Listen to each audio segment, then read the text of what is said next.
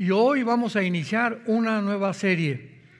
Acabamos de terminar la serie sobre si somos la última generación, con signos de interrogación. Y a todos los que les interese continuar siguiendo estas profecías bíblicas, porque pues no se puede negar en ninguna parte del mundo que nos encontramos en la última generación. De eso ya no hay duda. No sabemos el día, no sabemos la hora. Lo único que sabemos es que no vamos a cometer el error que cometieron los fariseos. En Mateo 16, del 1 al 4, Jesucristo les dice: generación incrédula, ¿cómo es posible que ustedes distingan las señales de los cielos y no hayan sabido cuándo iba a aparecer el Mesías? Los reyes que vinieron del oriente lo sabían. Simeón y Ana, que era la profetisa y un sacerdote, también estaban conscientes que era el tiempo del Mesías. Y así nosotros, ¿verdad? Dice la Biblia en Lucas 21, que nos preparemos para que seamos dignos de escapar. ¿De escapar de qué cosa? Pues de escapar de la tribulación, de las cosas que vendrán sobre el mundo. Así que vamos a iniciar esta serie titulada El resurgimiento o el misterio de Babilonia. Más bien, el misterio de Babilonia. Vamos a profundizar muchísimo en todos estos mensajes y de veras con todo mi corazón se los digo, oigan las series completas. La que acabamos de terminar creo que son 6 conferencias, pero les va a dar a ustedes bases profundas para que cambien su manera de vivir. Es el tiempo en que el Espíritu Santo nos está alertando, tocando trompeta: he aquí, vengo pronto y mi galardón conmigo. Es el tiempo en que Dios no quiere que te quedes, vamos a desaparecer de repente millones de seres humanos del mundo, y Él quiere que tú vengas al arrepentimiento antes de que te hundas más, antes que te autodestruyas más, antes que pierdas completamente la brújula y el tsunami de inmoralidad que está azotando el mundo te arrastre y cuando te des cuenta has naufragado en tu vida cristiana. Así que esto es una alerta de veras. Y hace muchos años Dios me ha movido a compartir las profecías de la Biblia. Ahora lo entiendo con más razón. ¿Por qué? Porque realmente nos encontramos en una generación muy, muy peligrosa, muy bendita al mismo tiempo, pero interesante, emocionante, porque estamos siendo testigos de los acontecimientos a nuestro alrededor y verificándolos y dándonos cuenta que tenemos que creer lo que estamos viendo aunado a las páginas de las Sagradas Escrituras. Babilonia juega un papel de lo más importante que pudiéramos imaginarnos en la Biblia, y sin embargo hay una ignorancia increíble acerca de este tema de Babilonia, particularmente dentro de las profecías de los últimos tiempos. La Biblia menciona 280 veces a Babilonia. 280 veces. El libro del Apocalipsis contiene 404 versículos y de ellos 44 tratan con Babilonia. O sea, casi el 12% del libro del Apocalipsis abarca la ciudad de Babilonia. Mientras que Jerusalén es la ciudad más mencionada en la Biblia, en segundo lugar le sigue Babilonia. Mientras que Jerusalén significa la ciudad de la paz, Yehu Shalom en el hebreo, ciudad de la paz, Babilonia significa la ciudad de la confusión, de la oscuridad y de las tinieblas o de la guerra. Mientras que el templo de Dios fue edificado y algún día será reedificado en Jerusalén, la Torre de Babel, que fue la primera rebelión masiva contra los mandamientos de Dios y el primer esfuerzo humano para abortar el plan de Dios, será edificada en Babilonia que es actualmente Irak, o la tierra de los caldeos, o la tierra de Sinar. Mientras que la Nueva Jerusalén es descrita como una ciudad eterna, la Nueva Babilonia, la que se va a reconstruir, es descrita como una ciudad que será destruida por Dios al finalizar los 7 años de la tribulación. Rápidamente vayamos a Apocalipsis capítulo 17, de donde tomamos el título El misterio de Babilonia, y la pregunta lógica a continuación es: ¿por qué se le califica como un misterio? El capítulo 17 de Apocalipsis relata o describe a Babilonia como un sistema religioso dentro de una ciudad. Y el capítulo 18 nos describe otra Babilonia, pero con otras características. Porque el versículo 1 del capítulo 17 dice: vino uno de los 7 ángeles, que tenía las 7 copas, diciéndome: te mostraré la sentencia contra la gran ramera, la que está sentada sobre muchas aguas. Pero en el capítulo 18, versículo 1, después de esto vi otro ángel. Aquí nos damos cuenta que son 2 Babilonias completamente diferentes. Uno de los 7 ángeles le revela a Juan quién es la Babilonia misteriosa, religiosa, y otro ángel completamente distinto le revela a Juan que vendrá una ciudad que se construirá en Irak. Y vamos a ver que esto es literal. Aquí no hay ningún lenguaje figurativo, ni tampoco imaginativo, ni tampoco espiritualizado. La Biblia claramente nos muestra que va a ser reconstruida una ciudad en Irak, que es la nación moderna que corresponde a Babilonia en todas las sagradas escrituras. Pero veamos en los primeros 5 versículos del capítulo 17 para tener una introducción, y de ahí vamos a continuar desarrollando estas interesantes conferencias que nos abrirán un panorama completamente nuevo para muchos y descubrir los misterios de Dios encerrados, codificados en la palabra de Dios para los entendidos. Porque así lo dice Daniel capítulo 12, los entendidos, nada más los entendidos, van a entender en el tiempo en que nos encontramos. Y los entendidos comprenderán todas las cosas, lo dice Daniel capítulo 2. Yo oro que tú seas uno de esos entendidos, que tus 5 sentidos espirituales estén completamente abiertos, que siempre cuando oiga la palabra de Dios tu alma esté limpia para que entre, crezca, desarrolle y produzcas frutos. Porque de otra manera vendrás cada domingo, o cada miércoles o cada jueves y oirás la palabra de Dios, te entrará por acá y te saldrá por acá. Pero nunca ha permanecido dentro de ti para cambiar tu vida interior. Si no te ha transformado la palabra de Dios, si no ha dado fruto, si no ha cambiado tu manera de ser, tu manera de pensar interiormente, la palabra de Dios ha sido sembrada entre espinos y entre piedras. Y ojalá que en estos tiempos tu corazón esté listo y preparado para que la palabra de Dios comience ya a ser recibida en tu vida y produzcas fruto al 100%. Vino entonces uno de los 7 ángeles que tenía las 7 copas y habló conmigo diciéndome: ven acá y te mostraré la sentencia, o sea, el juicio contra la gran ramera, la que está sentada sobre muchas aguas, con la cual han fornicado los reyes de la tierra, y los moradores de la tierra se han embriagado con el vino de su fornicación. Y me llevó en el espíritu al desierto,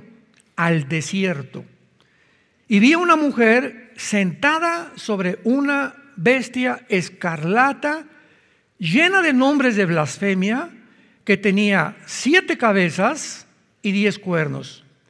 Y la mujer estaba vestida de púrpura y escarlata, y adornada de oro, de piedras preciosas y de perlas, y tenía en la mano un cáliz de oro lleno de abominaciones y de la inmundicia de su fornicación, y en su frente un nombre escrito, un misterio: Babilonia la Grande, la madre de las rameras y de las abominaciones de la tierra. Muy bien. Antes que nada, tratemos de descifrar lo que significa la palabra misterio, porque es lo que va a cubrir durante toda esta serie, estas conferencias. En la Biblia, en el Nuevo Testamento, cuando se usa la palabra misterio, se usa en cuanto a la iglesia, en cuanto a Jesucristo, ahora en cuanto a la ramera, que vamos a ver quién es. Pero la palabra misterio, musterión, en el griego significa una verdad no revelada. Entonces, en el Nuevo Testamento es revelado. Cuando ya dice un misterio es porque ya se reveló. Por ejemplo, el arrebatamiento de la iglesia. 1 Corintios 15, 51 al 53. Comienza Pablo diciendo: he aquí les digo un misterio, que no todos vamos a morir, pero todos seremos transformados. Pregunta: ¿por qué Pablo le adjudica la palabra misterio al rapto o al arrebatamiento de la iglesia? Porque en el Antiguo Testamento esta verdad del arrebatamiento de la iglesia no había sido revelada. Dios le revela nada más a Pablo, no a Santiago, ni a Juan, ni a Pedro, a ninguno de los apóstoles. Solamente a Pablo le revela, le abre el entendimiento para que pueda comprender Pablo que vendrá un tiempo cuando un grupo de cristianos en el mundo no vamos a morir. Este es el misterio, que en el Antiguo Testamento esta doctrina del rapto no existía en el Antiguo Testamento. Entonces era un misterio, y por eso es hasta el Nuevo Testamento que Dios quita el sello de muchos misterios del Antiguo Testamento para revelarlos a nosotros, la iglesia. Veamos rápidamente esto. Mantengan ahí la página Apocalipsis 17, en el libro de los Efesios, capítulo 3.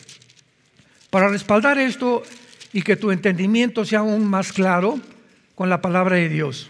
Efesios 3. Por esta causa yo, Pablo, prisionero de Cristo Jesús por vosotros los gentiles, si es que habéis oído de la administración de la gracia de Dios, que me fue dada para con vosotros, que por revelación me fue declarado el misterio, como antes lo he escrito brevemente, leyendo lo cual podéis entender cuál sea mi conocimiento en el misterio de Cristo. Escuchemos esto: misterio que en otras generaciones no se dio a conocer a los hijos de los hombres, como ahora es revelado. ¿A quiénes? A sus santos apóstoles y profetas por el Espíritu. ¿Cuál es este misterio que se le reveló a Pablo? Versículo 6, que los gentiles son coherederos y miembros del mismo cuerpo y copartícipes de la promesa de Cristo Jesús por medio del Evangelio. No sabían en el Antiguo Testamento ninguno de los profetas, ni se había revelado que Dios iba a formar un nuevo cuerpo, que a Israel lo iba a sentar en la banca y que entonces Dios iba a introducir en esta época de la gracia que se llama, o la dispensación de la gracia en la cual estamos viviendo, que durará 2000 años, iba a introducir a un nuevo cuerpo que ahora solamente no habría puros judíos. En el Antiguo Testamento Cristo lo dijo: vengo por las ovejas de Israel. Dios había tratado con Israel, pero Dios le da carta de divorcio a Israel, y ahora levanta una nueva entidad que se llama la iglesia, que somos todos nosotros. Pero en el Antiguo Testamento nadie podía comprender que vendría el tiempo cuando Dios iba a usar una entidad de italianos, mexicanos, guatemaltecos, franceses, judíos, de todas las nacionalidades, y formar algo que no existía en el Antiguo Testamento: la iglesia. que fue formada en el día de Pentecostés, Hechos capítulo 2, mediante el bautismo del Espíritu Santo.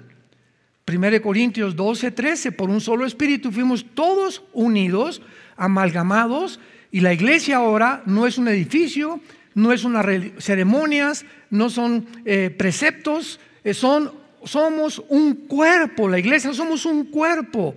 1 Corintios 12, uno es la oreja, otro es la nariz, otro es la pierna, el otro la pierna izquierda, pero la cabeza es Cristo. Entonces, esto no existía en el Antiguo Testamento y por eso se le llamaba un misterio. Entonces vemos que los misterios son revelados a los apóstoles y dejan de ser misterio porque Dios nos da la revelación. Muy bien, regresamos a Apocalipsis 17. Y cuando leemos estos 5 versículos que acabamos de leer, inmediatamente surge a nosotros una confusión impresionante. ¡Qué barbaridad! La ramera que fornicó con los reyes de la tierra, vestida de escarlata, montada sobre una bestia. Encontramos un lenguaje, ¿verdad?, impresionantemente simbólico que no podríamos nosotros interpretarlo de ninguna manera con la mejor imaginación que tuviéramos, porque es un lenguaje encerrado, codificado espiritualmente, que solo el Espíritu Santo nos puede dar el símbolo o descifrarnos lo que quiere decir. Y esta es la razón por la cual en el versículo 7 necesitamos la intervención de Dios, del Espíritu Santo, para interpretarnos todas las cosas que no podemos entender. Y veamos de qué forma el Espíritu Santo a través del ángel le revela a Juan quién es esta mujer y qué es esta mujer. Y le dice en el versículo 7, el ángel me dijo, ¿por qué te asombras? ¿Cómo que por qué asombras? Estoy bien confundido hoy, angelito, ¿verdad? Este es un relato, no entiendo nada de lo que me acabas de decir. Y le dice entonces el ángel, yo te diré el misterio. O sea, vuelvo a repetir, Babilonia la ramera deja de ser un misterio. Y vamos a ver cuál es este misterio. Yo te diré el misterio de la mujer y de la bestia que la trae, la cual tiene 7 cabezas y los 10 cuernos. Y comienza el ángel a revelarle a Juan, diciéndole, la bestia, pongan mucha atención, abran sus oídos espirituales, que tu alma esté limpia, que puedas asimilar la bendita palabra de Dios. La bestia que has visto era tiempo pasado. Y no es, hasta 2000 años cuando escribió el Apocalipsis Juan, la bestia no existía, pero había existido antes del primer siglo de la era cristiana y está para subir del abismo. Vemos inmediatamente que el ángel explica a Juan, esta bestia que tiene arriba a la mujer sentada es alguien, es una entidad espiritual que existía antes de lo que te estoy diciendo. Sin embargo, ahorita, en el tiempo que estás escribiendo esto, esta bestia todavía no ha salido, no es, porque está en el futuro, va a salir de un lugar que se llama el abismo y va a salir de esta prisión subterránea en el mundo, va a salir para poseer a un hombre llamado el anticristo. Entonces el anticristo tendrá 2 espíritus. El anticristo tendrá su espíritu porque tendrá que ser un ser humano, porque dice Apocalipsis 20 que será echado al lago de fuego. Y al lago de fuego no echas una máquina, una computadora, o a las Naciones Unidas, como muchos lo han interpretado, que el anticristo es una computadora, que es una máquina, barbaridades y medias, ¿no? Porque lo quieren interpretar sin tener la palabra de Dios, o según lo que mi imaginación dice. Pero el anticristo, al ser echado al lago de fuego, va a ser un ser como tú y como yo, pero poseído por un principado satánico que existió antes en algunos de los imperios que vamos a ver más tarde, y que entonces va a salir cuando el anticristo nazca en el mundo.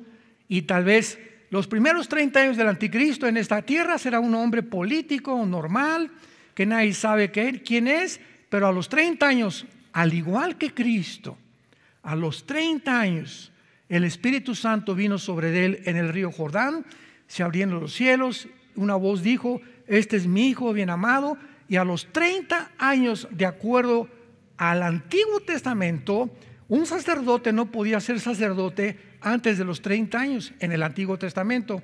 Cristo, al cumplir 30 años, es bautizado y ahí comienza el ministerio de Cristo. Y así comenzará el ministerio del anticristo. Posiblemente a los 30 años también de edad, él será poseído, pero no por el Espíritu Santo, sino por la bestia que sube del abismo. Muy bien, hasta ahí más o menos vamos bien, y vamos a ver a continuación. Y los moradores de la tierra, versículo 8, aquellos cuyos nombres no están escritos en la fundación del mundo, en el libro de la vida, se asombrarán viendo la bestia que era y no es y será.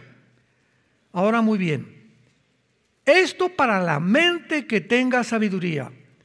Las 7 cabezas que vimos que tenía la bestia, ¿verdad?, en el versículo 3, son 7 montes sobre los cuales se sienta la mujer, y son 7 gobernantes. 5 de ellos han caído, o sea, en el tiempo de Juan, 5 imperios habían caído. Síganme con mucho cuidado, apúntalos: Asiria, Egipto, Babilonia, los medos y los persas, y ¿quién siguió después? Los griegos. Son los 5 imperios que ya habían caído antes del apóstol Juan, hace 2000 años. Son 7 gobernantes, son 7 líderes, son 7 reyes que ya han caído. Uno es, ¿quién es el que era? Roma. Era el imperio bajo el cual nació Jesucristo y murió Jesucristo. Roma es ¿el qué? El quinto. Y el otro aún no ha venido. Y cuando venga, es necesario que dure breve tiempo. Después de Roma, ¿quién sigue? El gobierno de 10 cuernos, que vamos a ver los 10 cuernos, representan la confederación del Mediterráneo que formará el gobierno del anticristo. Entonces estos 10 cuernos que tiene la mujer, lo vamos a ver ahorita, no han venido, le dice Juan, pero están por venir. Y la bestia que era y no es el octavo. O sea, antes de que el anticristo surja, y esto está de acuerdo a Daniel capítulo 7, antes de que el anticristo surja en el mundo, se tiene que formar una confederación de naciones de 10 gobernantes, un G10, 5 de Europa y 5 del Medio Oriente, de acuerdo a Daniel capítulo 2, en el estatua de Nabucodonosor. Y cuando estos 10 gobernantes ya estén unidos para formar una confederación para comenzar a gobernar el mundo o repartirse el mundo entre estos 10 gobiernos, dice Daniel 7, ya que estén los 10 gobernantes, dentro de uno de ellos saldrá el anticristo. De entre uno de los 10 gobernantes saldrá el cuerno pequeño con el que Daniel lo califica en el capítulo 2, capítulo 7, capítulo 8, capítulo 11 y capítulo 12 del libro de Daniel. Entonces, ¿vamos bien? Tranquilos, no se vayan a empachar.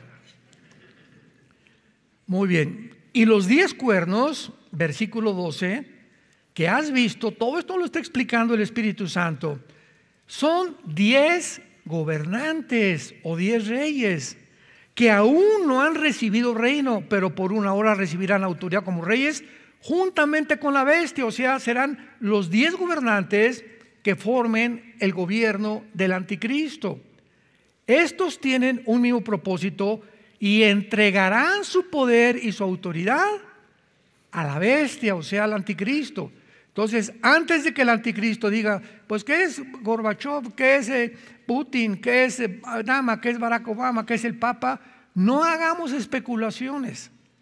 La cronología bíblica es maravillosa y cuando la entendemos y podemos realmente poner las piezas juntas en el rompecabezas, podremos descansar y ver un poco, y porque Dios quiere que veamos claramente el panorama, porque mientras más claro lo veamos, más paz vamos a tener que ya nos vamos.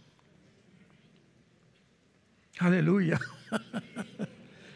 Más seguridad tendremos y no haremos caso que se cayó un ovni, que el petróleo, que el cash lo van a quitar, etcétera, etcétera, que guerra, que amenaza nuclear. No nos va a preocupar absolutamente nada, porque estamos en las manos de un Dios que nos dice: nunca te dejaré ni te abandonaré.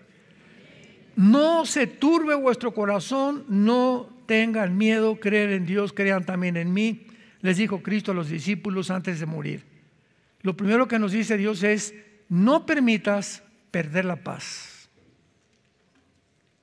Se murió tu abuelito, lo vamos a alcanzar. Se murió tu hijo. Todo lo que esté pasando alrededor del mundo es temporal. Todo es temporal. Vamos de paso nosotros por este mundo, somos peregrinos. No te aferres a nada a esta vida. Somos peregrinos, el mundo. Juan 17, Padre, te pido y te doy las gracias porque ellos no son del mundo, como yo tampoco soy del mundo. Estamos en el mundo, pero no pertenecemos. Este planeta no es de nosotros todavía. Estamos en un planeta bajo la guerra.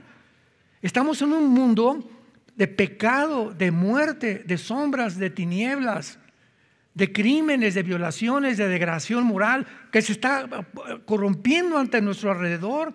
Todos los temas filosóficos están siendo derrumbados, los valores, toda la degradación ha llegado a una cúspide. Al mismo tiempo que hemos alcanzado una altura tecnológica, al mismo tiempo nos vamos degradando más y más moralmente. Estamos aquí en la computadora y vamos a llegar a la luna, y por el otro lado, nunca la degradación moral había estado tan bajo, nunca. ¿Vieron los últimos conciertos de Madonna? No me digas amén, ¿eh? Ay, me mandan videos, ¿verdad? A eso me refiero. No, hermano, ¿cómo cree usted que yo voy a ir a esos conciertos, no? O a los de las entregas de los Grammys. Digo, no podemos más que darnos cuenta que el diablo ya no se disfraza. El diablo ya se quitó su máscara y se está presentando ya como lo es. En estos conciertos vestidos de diablo, bebiendo sangre, vomitándose enfrente de los cantantes ahí, o sea, una degradación que dices tú, Dios mío, y respaldado, ¿verdad?, por compañías farmacéuticas. O sea, no podemos llegar ya más bajo moralmente. El 60-65% del mundo están aprobando esta conducta antimoral, antibíblica, pisoteando los mandamientos de Dios. Dios tiene que venir ya pronto. Él no puede permitir esto ya. Y finalmente, ¿quién es la mujer? La famosa ramera. Versículo 15. Me dijo también: las aguas que has visto donde la ramera se sienta son pueblos, muchedumbres, naciones y lenguas. Versículo 18. Y la mujer que has visto es la gran ciudad que reina sobre los reyes de la tierra.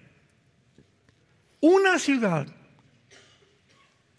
En los próximos años, en un futuro más cercano de lo que nos imaginamos, una ciudad en el mundo se va a convertir en el centro de la religiosidad y del ecumenismo de todas las religiones del mundo.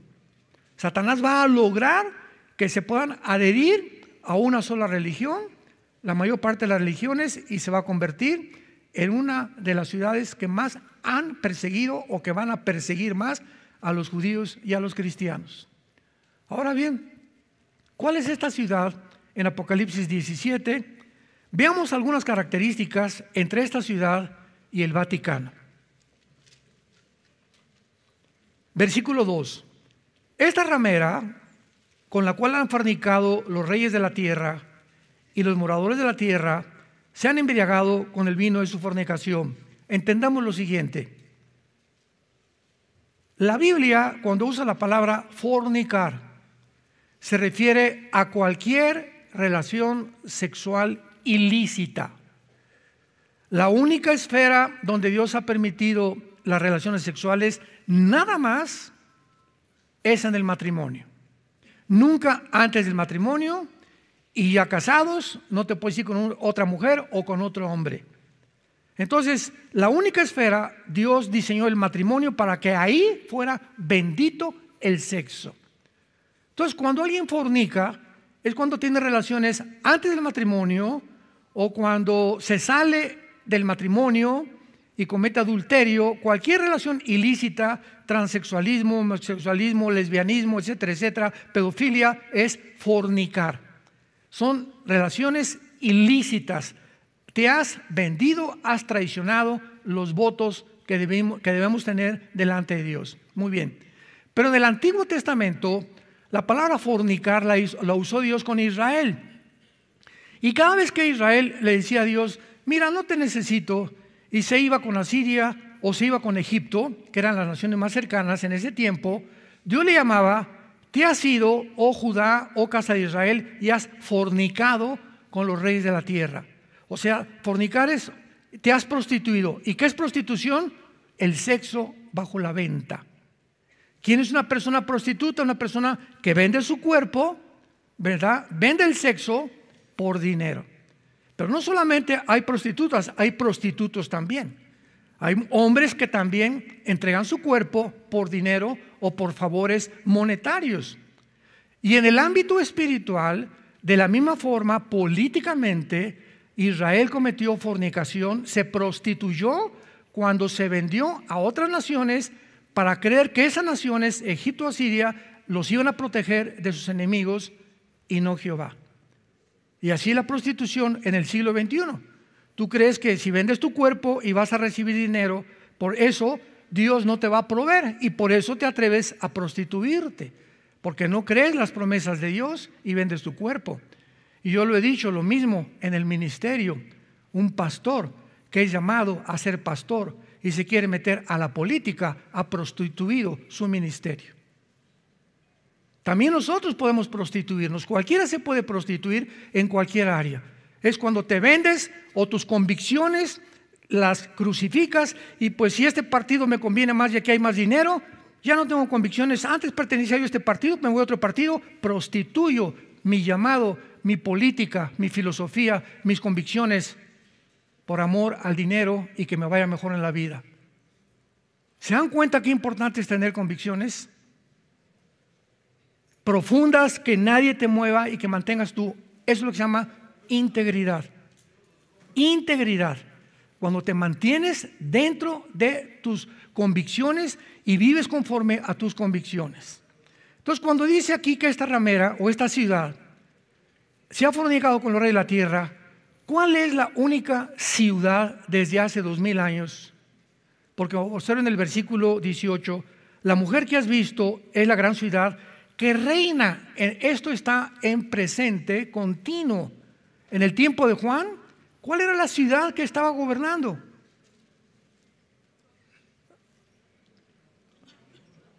¿Atlacomulco? ¿Toluca?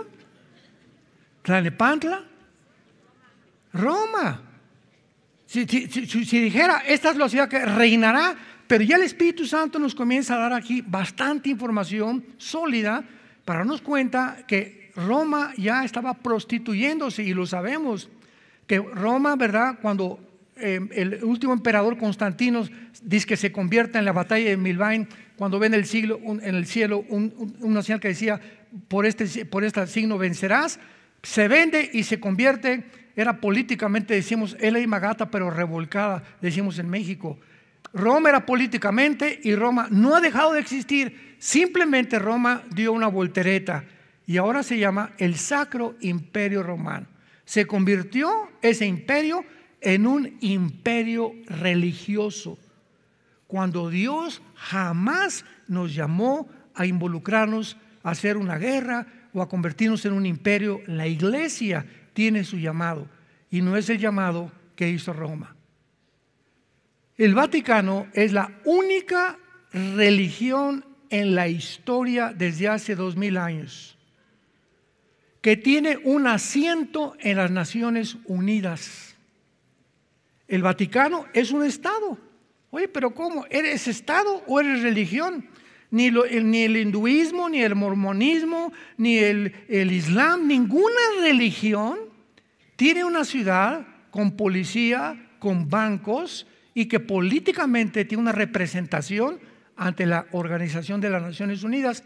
La única es el Vaticano.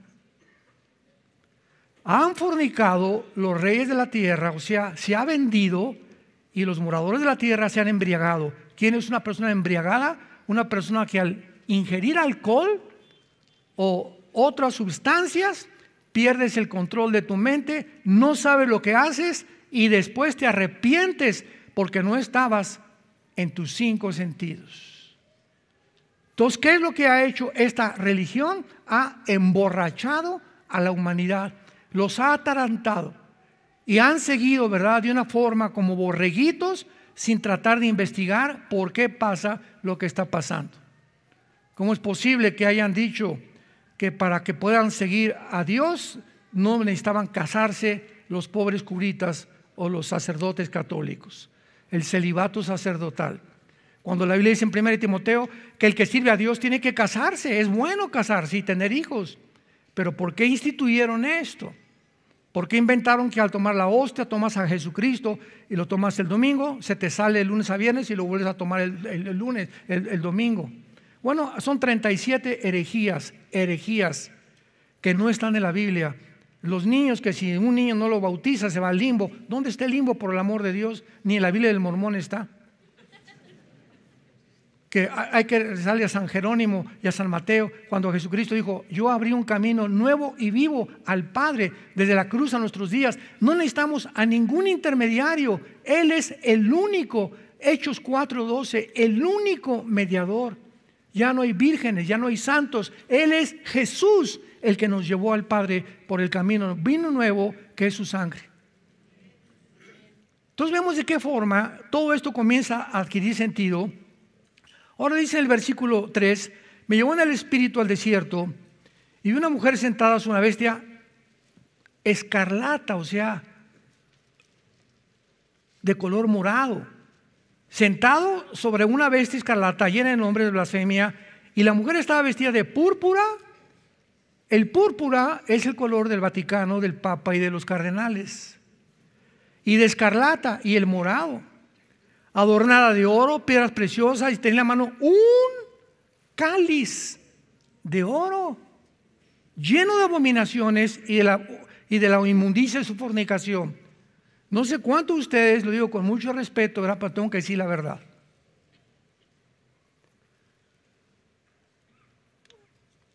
A mis amigos y parientes católicos les he preguntado muchas veces: oye, tía, tío, abuelo, ¿tú sabes lo que es la misa?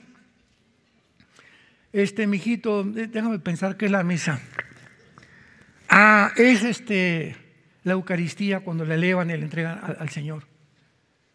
De acuerdo, mira, querido abuelito, querido compadre, querida tía, querido tío, ¿cómo es posible que tú sigas un sistema filosófico o una ideología religiosa sin ni siquiera saber qué es lo que enseñan? El vino los ha embriagado. O sea, siguen porque mi abuelito fue de esta religión, mi papá fue de esta religión, mi mamá fue de esta religión. Yo tengo que seguir exactamente lo que he heredado de mis... Oye, pero a lo mejor tu abuelita estaba equivocada y tu papá también. Entonces creo que cada quien somos responsables de investigar la verdad. Eso me pasó a mí y a nuestra familia y a muchos de ustedes también. Yo les he platicado, a los 13 años entré al seminario salesiano ahí en Acapulco, Guerrero. Quería yo ser cura. Y cuando llegaron en la noche y me dijeron que tenía que ser el voto sacerdotal, ¿qué es eso? Le dije al arzobispo que nos visitó ahí en el seminario: pues que no se pueden casar, muchachitos. ¿Cómo qué? ¿Y luego la güerita esa que pasó? Le hablé a mi papá y le dije: papá, fíjate que me acaban de decir que no puedo casar. Yo aquí no puedo seguir. Yo de por sí que fui bien enamorado desde que era niño, ¿no? Y mi papá fue por mí rápido y me sacó del seminario y estaba feliz de la vida mi papá. A pesar de que mi papá traía el cordón de San Francisco y éramos católicos de nombre, nunca fuimos a la iglesia, ni a la misa tampoco. O sea, algo tenía mi papá que le molestaba, que sabía que no era verdad, ¿no? Pero vemos nosotros claramente que son los colores y el cáliz cuando el cura entra al altar. Y me acuerdo porque fui acólito. ¿Se acuerdan los acólitos? Ya no usan los acólitos. Entonces, antes de pasar al seminario, pues como fui lasallista, mi hermano Alexandro y yo fuimos primaria y secundaria en el Colegio La Salle, que es muy buena, académicamente es muy buena educación, pero nos lavaron el cerebro que querían que fuéramos hermanos La Salle en San Juan Bautista de La Salle y comenzamos de acólitos en Acapulco. Y me acuerdo que me tuve que aprender en latín todas las respuestas que el padre decía cuando subía el cáliz. Y el padre al entrar al altar dice: introibo al altare Dei adiam collettifica juventutes meam. Me introduzco, o sea, cuando el cura entra a la misa y levanta el cáliz, está diciendo: me estoy introduciendo, nada más escuchemos esto, al altar de Dios. Ahora el altar somos nosotros, para poder convertir el pan y el vino en el cuerpo de Jesucristo. De acuerdo al segundo concilio de Trento, la misa es la repetición del sacrificio de Cristo por los vivos y los muertos. O sea, aquí está la cruz, se la brincaron. Lo mismo que los fariseos y los judíos. Los judíos, esperando sacrificios, no hicieron caso que con un solo sacrificio, Hebreos 10, nos hizo perfectos para siempre. El sacrificio de Cristo quitó ceremonias, quitó ritos, quitó mediadores. Ahora su muerte en la cruz es suficiente para poder llevarnos al Padre. Y Roma sigue cada vez que celebra la misa repitiendo el sacrificio simbólicamente para que después te den la famosa hostia y estés creyendo que recibes a Cristo. Porque de acuerdo a un poder mágico, ellos convierten la hostia y el vino en el cuerpo y la sangre de Cristo. Le ganaron a David Copperfield.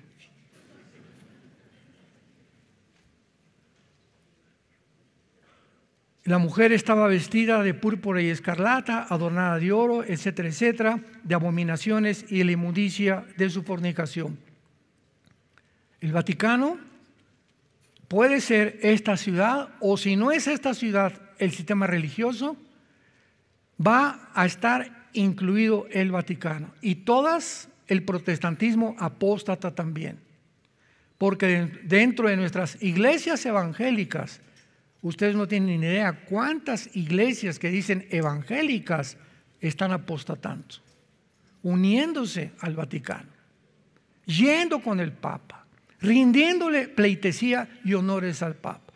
Me reservo los nombres y me reservo las denominaciones, pero es cada vez más y más y más con el propósito de tener más adeptos, de vender más sus materiales, vender más sus conferencias, porque ahora los católicos es otro mercado que tenemos que mandar, y para poder alcanzar a los católicos tenemos que hacernos como ellos y aceptar lo que ellos enseñan y no ir en contra de ellos ni hablar la verdad. Dios nos libre, no podemos nada contra la verdad, sino por la verdad. Tenemos que hablar la verdad. Ya no estamos en tiempos en que tenemos que escondernos. Tenemos convicciones y tenemos que abrirle los ojos a la gente, con misericordia y con respeto y con amor también por ellos.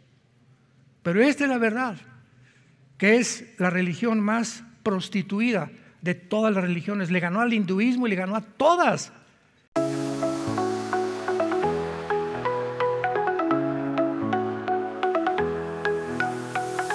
Stars above us shining bright, dancing in the moonlit night. Heartbeats running wild, so free. This kid, just you and me. Feel the rhythm, take my hand. Sparkles in a wonderland. Laughter echoes through the air. Together we're a perfect pair. We're dancing, dancing in the moonlight, underneath the stars so high. We're jumping, jumping to the daylight. Never wanna say goodbye.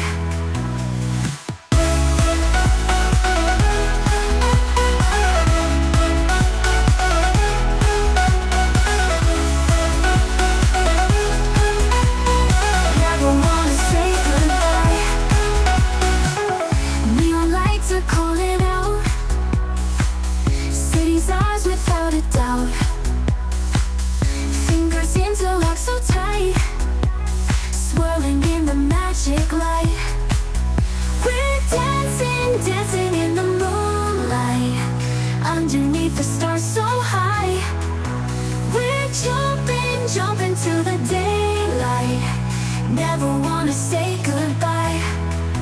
Hold me close, don't let me go. Feel the world in every glow. Moments ours, just take the lead.